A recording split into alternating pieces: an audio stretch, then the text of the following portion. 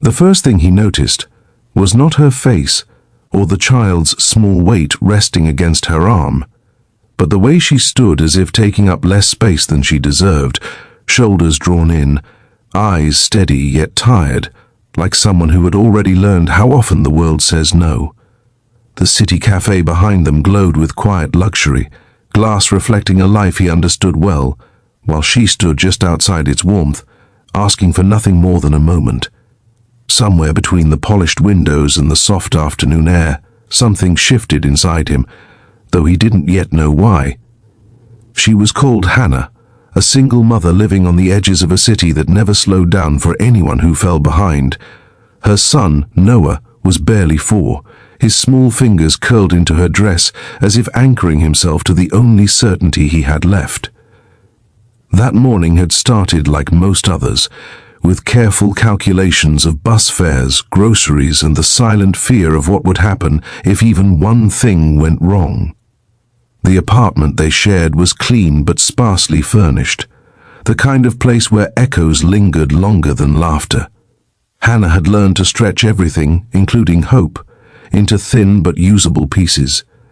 If you were in her place, balancing exhaustion and pride, would you have asked for help? Or would you have done what she did and whispered to yourself that you didn't need much, just enough to get through one more day?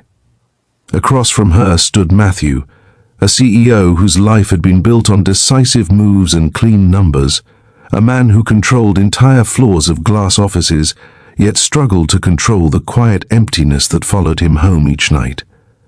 Success had come early and stayed loudly, but meaning had slipped away somewhere between meetings and mergers. He had lost his wife years ago, not to death but to distance, the kind that grows when ambition replaces attention. His world was full of people, yet painfully short on connection. Watching Hannah adjust Noah's jacket with careful hands stirred something unfamiliar in him, a sense of being needed in a way money could not buy. Hannah hadn't planned to cross paths with anyone important that day. She had only stepped inside the cafe to warm Noah's hands and let him look at the pastries they couldn't afford, hoping the simple distraction would keep his questions at bay. When Matthew noticed her, it wasn't pity that drew him closer, but recognition. He saw in her eyes the same loneliness he felt in boardrooms filled with applause. She spoke softly, not with desperation, but with dignity, explaining through gestures and halting words that she was looking for a small opportunity, something temporary, something modest. She didn't need much, she made that clear, just a chance to catch her breath. If this moment were yours, if a stranger stood before you carrying both pride and need, would you have listened or turned away to protect your comfort? Matthew found himself listening longer than he intended. He learned that Hannah had once worked as a nurse's aide before her husband left, before childcare costs and missed shifts pushed her out of steady work. She had tried everything since then, cleaning houses, working late nights, doing whatever allowed her to still be present for her son. Each choice had cost her something: sleep, security, confidence. Yet she spoke without bitterness, only a quiet honesty that made her strength unmistakable. Noah watched the exchange with wide eyes, sensing that something important was unfolding, even if he didn't understand what it meant. For Matthew, this encounter cracked open a part of himself he had sealed away.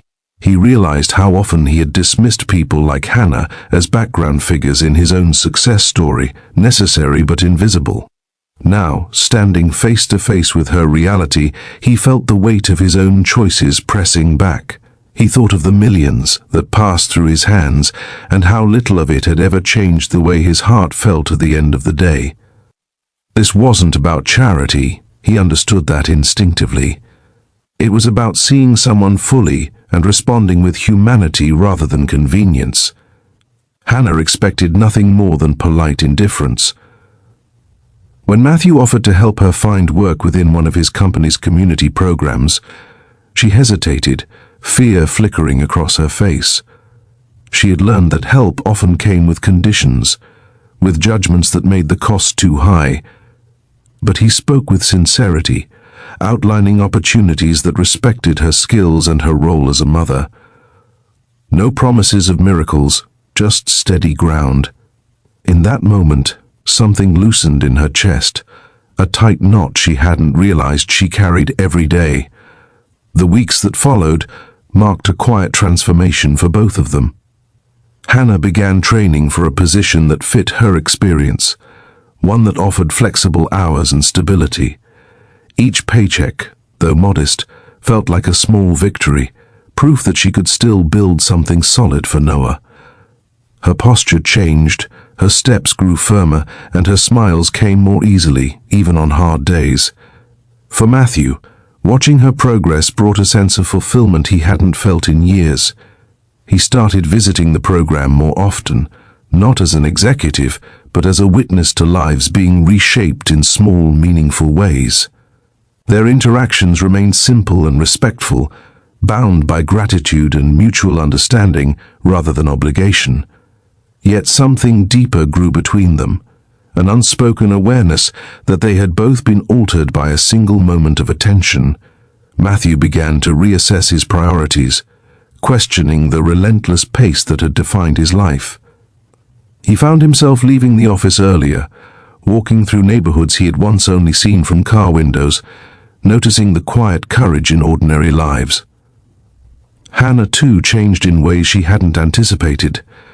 She allowed herself to imagine a future that extended beyond survival. She enrolled Noah in a small preschool program, watched him make friends, and felt the ache of pride when he learned new words. She started to believe that asking for help didn't make her weak, that dignity could coexist with need. If you were watching your life slowly turn toward the light after years of strain, would you trust it, or would you brace for disappointment? One evening, months after their first meeting, Matthew stood outside the same cafe, watching Hannah and Noah walk past, their laughter floating briefly in the air. They didn't stop to speak, but their eyes met, sharing a quiet acknowledgement of how far they had both come. He realized then that the greatest change hadn't been in her circumstances, but in his own heart. He had learned that impact wasn't measured by headlines or profits, but by moments of genuine connection that ripple outward in unseen ways. Hannah often thought back to that day as well, not with awe but with gratitude. She remembered how close she had come to giving up, how easily she might have walked past the cafe without stepping inside. That small decision had altered the course of her life, not because someone saved her, but because someone believed in her capacity to stand again. She carried that lesson with her, offering patience and kindness to others whenever she could, knowing how powerful a single moment of understanding could be. Just before this story reaches its end, take a moment to reflect and share in the comments what part of Hannah's journey or Matthew's change resonated with you the most, and why it mattered to you personally. In the end, this was not a story about wealth rescuing poverty, but about humanity recognizing itself across invisible divides. It was about a quiet request that asked for very little and received something far greater in return. If this story moved you, if it made you pause, reflect, or see kindness differently, then let it live beyond these words by liking, commenting, sharing, and subscribing, only if it truly touched your heart.